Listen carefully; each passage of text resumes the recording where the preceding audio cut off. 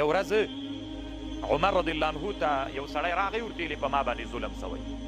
وی څنګه ظلم در باندې سوی؟ وی ظلم داسې را باندې سوی ده چې د ما کور په مکه مکرمه کې تر پلانکي جې پورې ده ځکه مې د ما ځکه ابو سفیان رضی الله عنه رانه نیولې ده. هغه ورته ویلې د عمر صاحب ورته ویلې وایي سید د امام په یاد ده ما او تا چې واړه ولو مستي به مو چې کوله په پلانکۍ تیږې پورې د تاسې حد و. زه چې بیا مدینې ته درغللمه مدینې مکې مکرمې ته بیا به ما ته راست وي سید. عمر رضی الله عنه یو ورځ مدینې منورې ته لاړو چې مکې مکرمې ته لاړو چې لاړو سړی راغی ورته عریضه یې وکړله. عمر رضی الله عنه ابو سفیان راوغوښت و ابو سفیان ته یې ویلې چې واخله هغه تیږه واخله حد له هغه جي نه تر هغه جي پورې دا تیږه ویسه هغه حد جي باندې کېده. نو ابو سفیان په هغه جي کې کېښودله.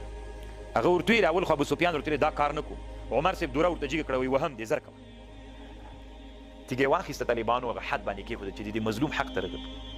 عمر رضی الله عنه ویل اللهم لك الحمد اذ لم تمتني حتى غلبت ابا سفیان على هواه وذللته لي بالاسلام.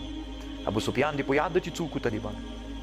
ابو سفیان هغه سړی و هنده ورته وایي د ابو سفیان ښځه وی داسې وخت و که ابو سفیان ته چا څه ویلي وای ټوله مکه به طالبانو داسې په شور باندې راغلې وه.